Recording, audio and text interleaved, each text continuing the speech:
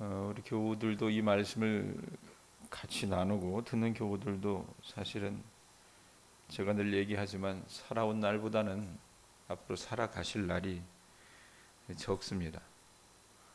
죽음을 눈앞에 두고 있다라는 얘기입니다. 물론 그것이 수년에서 수십 년 정도 남아 있긴 하지만, 자, 오늘 말씀에 보면 다윗은 이제 곧 죽습니다. 죽음을 눈앞에 둔 그 다윗이 아버지가 자녀에게 남기는 그 마지막 말들이 굉장히 중요하잖아요. 유언들이 중요합니다. 여러분들 이제 죽으신다면, 만약에 죽는다면 어떤 유언을 남기고 싶으십니까?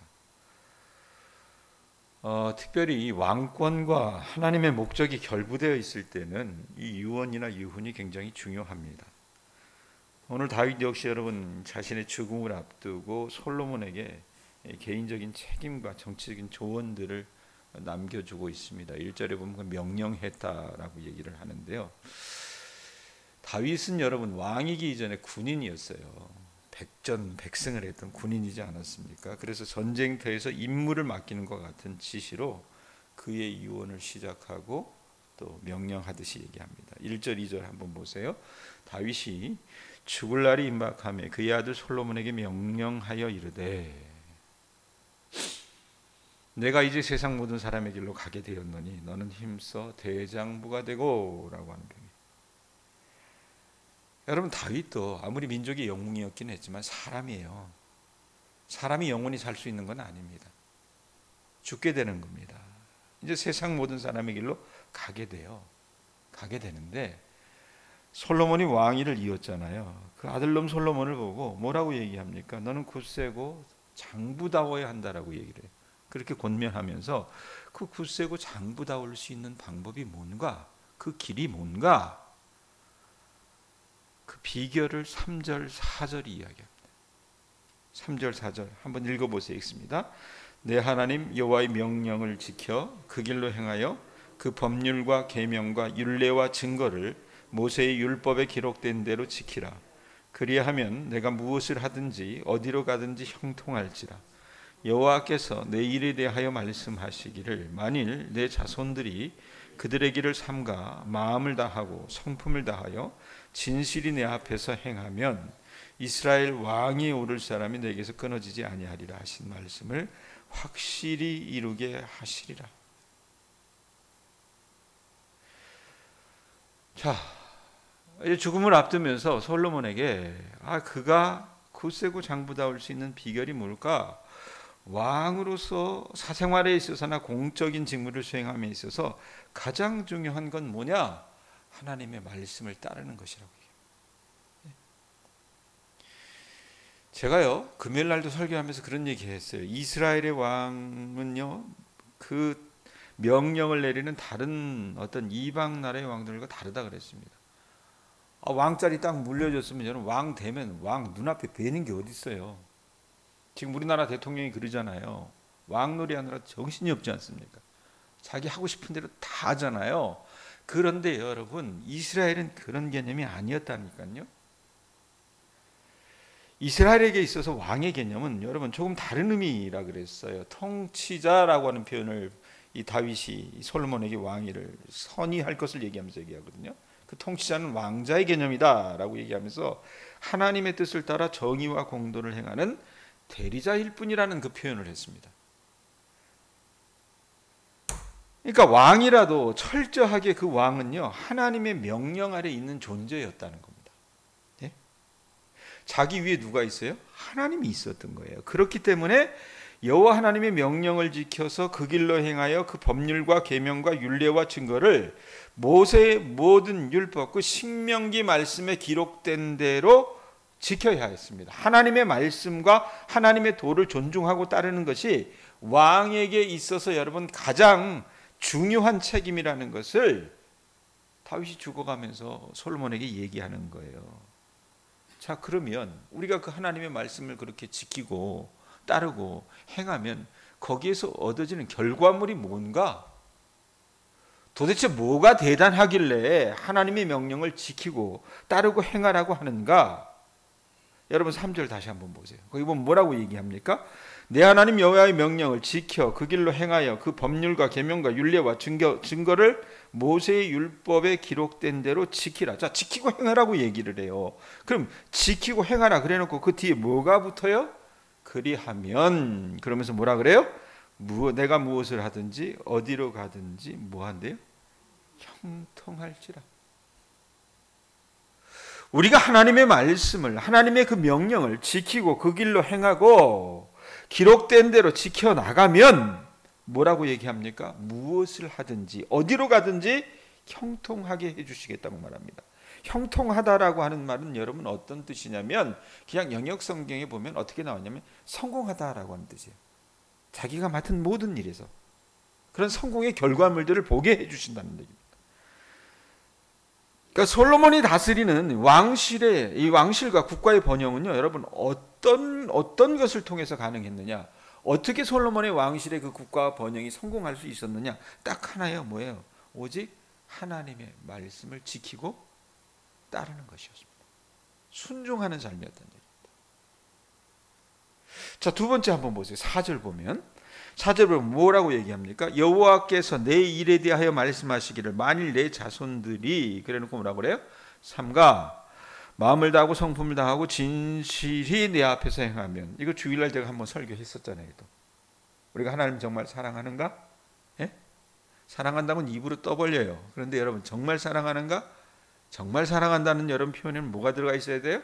마음을 다하고 성품을 다하고 최선을 다해서 하나님을 사랑해 드려야 되는데 그러지 못해요. 그런데 다윗이 얘기를 해요. 그렇게 행하면 어떤 일이 일어난대요? 이스라엘 왕이 오를 사람이 내게서 끊어지지 아니하리라 하신 말씀을 확실히 이루게 하시리라.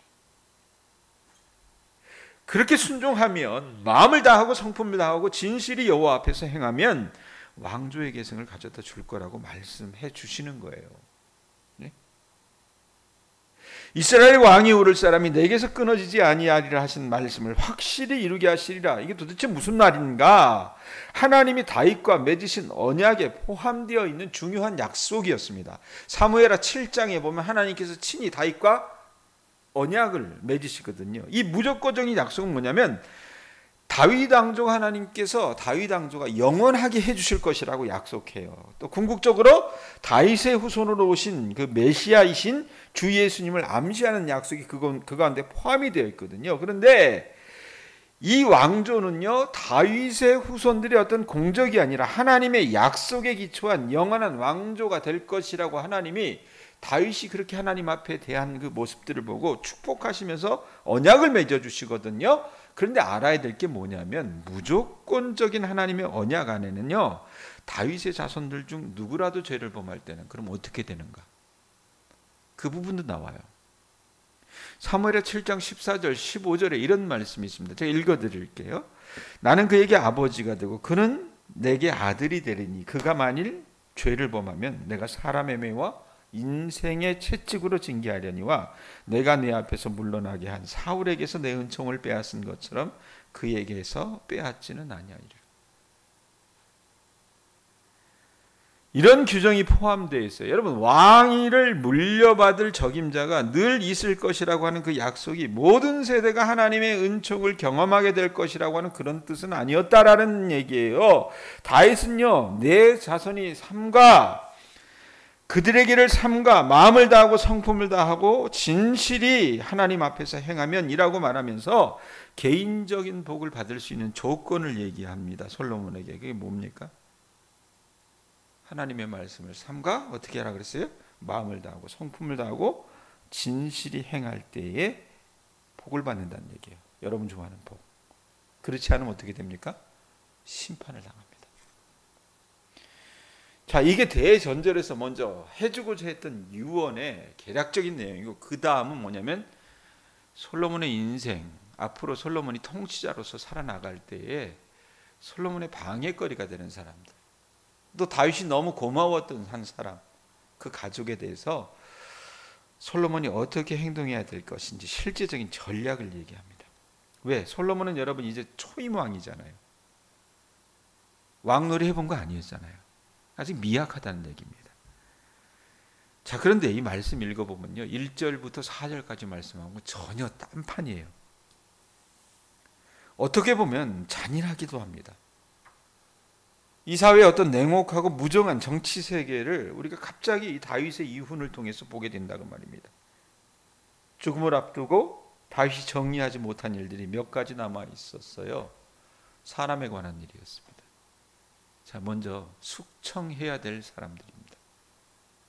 그 사람들 이름이 누구냐면 요압과 시므이라고 하는 인물입니다. 요압은 다윗의 누나 중에 하나인 수루야라고 하는 이름을 가진 누나가 있었습니다.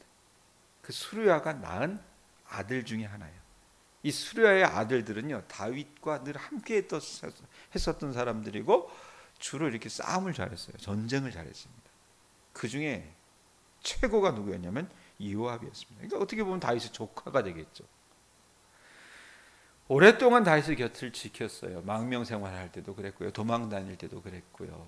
또 왕이 돼서 군대 장관으로 옆에 있으면서 지키기도 했습니다. 그래서 다윗이 하지 못하는 일들, 그 험하고 굳은 일을 마다하지 않았기 때문에 누구보다도 다윗의 허허실실을 잘하는 사람이 누구였어요? 요압이었습니다. 그래서 여러분, 이 말년에 다윗 말년에 가보면 이 요압이라고 하는 존재가, 이 조카라고 하는 놈이요, 다윗의 우군이라기보다는 정적의 역할을 합니다. 실제로 아도니아가 반란을 일으킬 때 힘을 실어줬던 사람이 누구예요? 요압이었어요. 요압. 그렇기 때문에 여러분, 만약에 생각을 해보세요. 다윗이 죽는다면 다윗 사후에 이 요압의 존재는요, 솔로몬에게 가장 부담스러운 존재가 됐을 겁니다. 왜? 백전노장이잖아요. 그리고 왕실이 꾸려나가는 것들에 대해서 누구보다 잘 알고 있는 사람이에요. 또 이 사람이 여러분 잔인하고 안전이 포악한 사람이거든요. 말씀해 보면 여러분 어떤 일들이 있었습니까? 거기 한번 보세요. 어떤 일들이 있었어요? 5절에 보면 스루야의 아들 요압이 내게 행한 일, 곧 이스라엘 군대의 두 사령관 네리의 아들 아브넬과 예델의 아들 아바사에게 행한 일을 내가 알거니와, 그가 그들을 죽여 태평시대의 전쟁의 피를 흘리고 전쟁의 피를 자기의 허리에 띤 띠와 발에 신은 신에 묻혔으니, 이 표현이 있어요. 요압이요, 이 권력욕이 대단했던 사람이거든요. 그러니까 다윗이 누구에게 애정을 주고 누구를 중용한다 그러면 그걸 못 봤어요. 못 봤습니다. 그래서 그의 손으로 직접 죽인, 자기와 비견될 만한 용장들이 운영하면 이 아브넬과 거기 있는 아마사 같은 인물들입니다. 또 요압이 뭔 일을 했습니까? 다윗의 죄를 감추어 주기 위해서 우리아를 살인교사했잖아요. 전장에 나가서 죽게 만들지 않았습니까? 또 압살롬이 반란을 일으켰을 때 다윗이 분명히 얘기하거든요. 도망가면서도 이 아들놈 살려놔라. 그랬는데 어떻게 했어요? 죽여요. 가서 창으로 찔러 죽입니다. 그런데 여러분, 다윗이 이 사람의 죄를 다루지를 못했어요. 왜? 자기 비리를 너무나도 많이 알고 있었기 때문에. 그래서 임종을 앞둔 다윗은요, 이 요압이 갖고 있는 어떤 위험성을 너무나도 많이 알고 있었기 때문에 그의 죄에 대한 대가를 지불하게 해야 된다는 조언을 해요. 처리해야 될 거다 네가. 자, 이거 보면요, 1절부터 4절까지 했던 그 말씀과 너무나도 달라요. 굉장히 영악하잖아요. 예?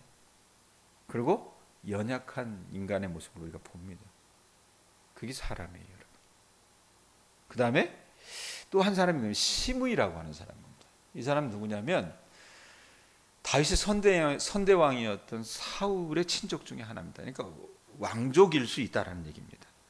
이 사람이 자기가 순수 왕족이라고 생각을 했기 때문에 다윗이 가장 힘들었을 때가 인생 가운데 어느 때였습니까? 아들놈이 자기를 향해서 어떻게 해요? 반란을 일으켰을 때, 압살롬이. 그랬을 때 다윗이 신도 신지 못하고 도망가거든요. 도망갈 때 그 도망가는 다윗 앞에서 여러분 흙을 던지고 돌을 던지면서 피를 흘린 자여 가거라 가거라 하면서 사정없이 사람들 앞에서 저주를 했던 장본인이 이 시므이라고 하는 인물이에요. 그러니까 압살롬의 반역이 무의로 끝나고 다시 돌아오고 나서 다윗은요, 왕국의 통합이 우선이었기 때문에 잘못했어요, 살려주세요라고 하는 이 시므이를 그냥 살려주게 됩니다. 그랬지만 마음속에는 앙금이 여전히 남아 있었다는 얘기입니다. 무엇보다 자기가 죽고 난 후 이 시므이가 자신에게 그랬던 것처럼 새롭게 즉위한 이 솔로몬에게 지속적인 위협을 가할 수 있는 것을 그는 예견했기 때문에 적절한 방법을 강구해서 뭐라고 얘기합니까? 그의 백발의 피를 흘려 저로 음부에 내려가게 해서 정의를 실현하라고 그렇게 지시합니다. 그리고 자기한테 잘해줬던 사람이 있어요. 누구냐면 바르실레라고 하는 사람. 압살롬에 의해서 쫓겨 도망갈 때 자기뿐만 아니라 자기를 따르는 수많은 그 신하들 또 그 종자들이 먹을 음식들을 이렇게 가지고 와서 대접해 줬습니다. 너무나도 자기에게 선대해 줬으니까 그 자녀들에게 선대해 달라고 다윗이 얘기를 해요. 그리고 나서 10절 12절 다윗은 죽고 솔로몬이 왕이 되고 그 다음에 나라가 견고해졌다라고 하는 그런 기록이 있어요. 자, 여러분 한번 적용해 봅시다. 이제 우리 권사님들도 또 뭐 우리 집사님들도 장로님들도 사실 날보다는 사실 날이 적잖아요. 여러분은 자녀들에게 어떤 유훈을 남기려고 하는 마음을 갖고 계십니까? 시골에 있는 노인들 보면요, 그래요. 시골 노인들만 그런 게 아니에요. 서울의 노인들도 그래요. 자식 잘 되는 게 부모의 최고의 소원이죠, 그죠? 네? 그래서 자식 고생하는 것, 내 자식 잘 되게 하는 것, 그거 보고 싶어서 어떻게 해요? 세상에 나이 80이 넘어가도요, 한여름에 그때 들에 나가서 땡볕에서도 일하면서 한 푼이라도 더 벌어가지고 그거 자기 입에 집어넣지 않고 어떻게 해요? 다 모아요. 그죠? 예? 다 모아요. 어떻게 보면 참 대견하고 숭고한 어떤 부모의 모습이라고 생각을 합니다. 또 시골 노인들의 순박한 사랑의 모습일 거라고 생각해요. 그러나 여러분 한편 생각해 봅시다. 여러분도 돌아가실 거고 다윗도 죽어요. 한번 비교를 해보라는 얘기입니다. 다윗의 모습과 우리의 모습이 조금 다르다는 게 여러분 오늘 말씀에 보면 나와요. 어떻게 보면 신앙을 유훈으로 남긴다는 게 여러분 제가 봤을 때는 가장 어려운 게 아닐까라는 생각을 좀 했어요. 이 말씀을 전하기 전에 묵상을 해보면서. 여러분 돈이야 벌면 됩니다. 예? 노인 일자리에 가서 벌어도 되고요. 고추 따서 벌어도 돼요. 내가 안 먹고 안 쓰면 돼요. 그거 모아서 어떻게 해요? 자식 시켜주면 됩니다. 그런데 신앙은 말 맞다나 내가 직접 내 삶으로 그 아이들에게 보여주지 않는 이상 자녀들에게 전수가 되는 것은 아닌 것 같습니다. 안 그래? 예? 그러면 묻습니다. 돈과 신앙의 가치는 어떤 것이 더 클까? 여러분, 우리는 돈이 더 커 보여요, 사실은. 예? 자식이 더 커 보인다고 말입니다. 그래서 돈은 손에 쥐고 산다고 하더라도 여러분, 우리가 알아야 될 게 뭐냐면 이게 잘 살아야 내가 자식들한테 돈을 준다고 쳐요. 죽으면서. 그럼 그놈이 그거 받아가지고요. 잘 살아야 몇십 년일 거 아니겠습니까? 영원하지 못해요. 그 영원하지 못한 것을 위해서 여러분들은 어떻게 합니까? 제가 빠지도록 고생합니다. 사실. 예? 알아주지도 않는데. 그러나 여러분 믿음은 그렇지 않다는 거예요. 영원한 것이 믿음이라는 것을 여러분 우리는 알면서도 어떻게 해요? 거꾸로 할 때가 대부분인 것 같습니다. 거꾸로 할 때. 왜? 돈 벌어서 주는 게 더 쉽거든요. 그래서 자기 생명과도 같은 자식은 어떻게 해요? 소중히 여기면서 그래서 온 마음과 온 정성과 뜻을 다해서 돈 벌어서 자식에게 가져다 주고 그들을 섬기고 사랑하면서 정작 그 아이들이 영원히 사는 유일한 길인 하나님에 대해서는 나 몰라라 하고 가르쳐주지 않는 것이 여러분 대부분이라는 얘기입니다. 예? 여러분들 좀 저나 여러분이나 오늘 말씀 좀 들으면서 좀 찔림이 있었으면 좋겠어요. 여러분 분명히 아세요. 그럼들이 돈 받아가지고 살면 몇십 년 더 살겠어요. 다윗이 누렸던 복을 여러분들이 좀 누렸으면 좋겠어요. 여러분들 원하는 게 뭐예요? 내 자식들 잘 되는 거 아니에요. 아들 딸만 잘 되는 거 아니지 않습니까? 그 손자 손주들 잘 되고요. 대대로 잘 되는 거 아닙니까? 그거 원하는 거 아니에요? 하나님이 여러분 다윗에게 분명히 말씀하셨어요. 그렇게 될 수 있는 유일한 방법이 뭡니까? 하나님을 향해서 어떻게 해요? 마음을 다하고 뜻을 다하고 진심을 다해서 섬기면요, 그 자식들이 영영이 잘 되는 복을 하나님께서는 주실 거라 말씀하셨습니다. 근데 왜 쓸데없이 그 돈 벌어가지고, 뭐 돈이 쓸데없다는 얘기는 아니에요. 하나님을 섬기는 건 뒷전으로 두고요, 어떻게 해요? 자식을 섬기는데 여러분 어떻게 해요? 우리가 목이 메어가지고 거기에 올인하고 앉아 있는 게 여러분 오늘날 한국 교회에 다니는 교인들의 실상이라 그 말입니다. 분명히 아세요, 여러분. 신앙은요, 목숨을 걸고 지켜야 하는 겁니다. 그걸 자녀들에게 보여주셔야 되는 거예요. 여러분이 그렇게 하나님을 섬기고 대접해 드릴 때 여러분의 자녀 손손이 잘 되는 길이라 그 말입니다. 그게 유일한 방법이에요. 그런데 어떻게 우리는 거꾸로 하고 앉아 있어요. 거꾸로. 예?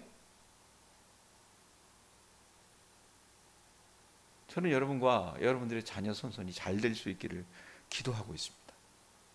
그러려면 내가 해야 될 게 뭔지 생각해 보세요. 시계로 보니까 자녀들이 오랜만에 오면 여러분 어떻게 해요?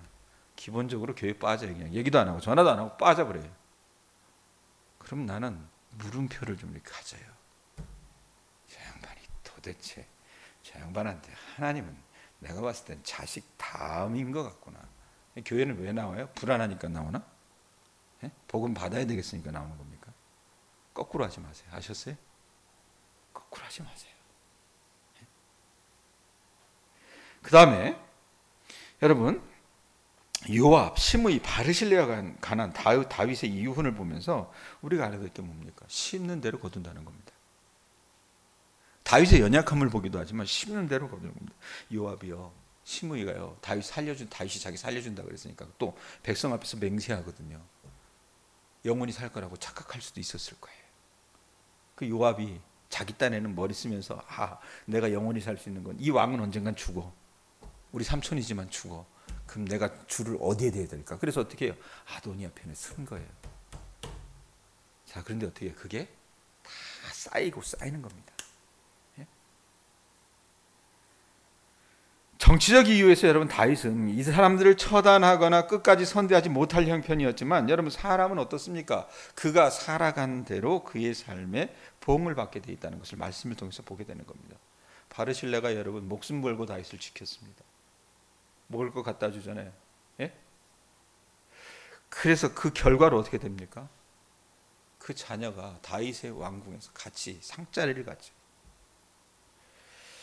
그러면 여러분 바로 사시기 바랍니다. 쓸데없이 여러분 우리가 이 땅을 살아나가면서 우리 하루 삶을 살아나갈 때에 이상한 일 하지 마시고 정 만들지 마시고 가능한 모든 사람과 더불어 화평하기를 힘쓰는 우리 주님의 자녀들 되실 수 있기를 바랍니다. 그리고 무엇보다 중요한 거 누구 사랑하라 그랬어요? 자식 사랑하지 말라 그러는 건 아니에요. 근데 자식보다 하나님을 더 사랑할 줄 알아야 돼요. 예? 그게 여러분의 자녀를 지키는 겁니다. 예? 거꾸로 하고 앉으세요. 거꾸로. 하나님은 세컨드, 서드 이렇게 되면 안 돼요. 아셨어요? 정말 하나님을 사랑하셔서 다윗이 누렸던 그 복, 그 자녀 손손들이 누렸던 그 복이 여러분들의 복이 되실 수 있길 주님의 이름으로 축원드립니다.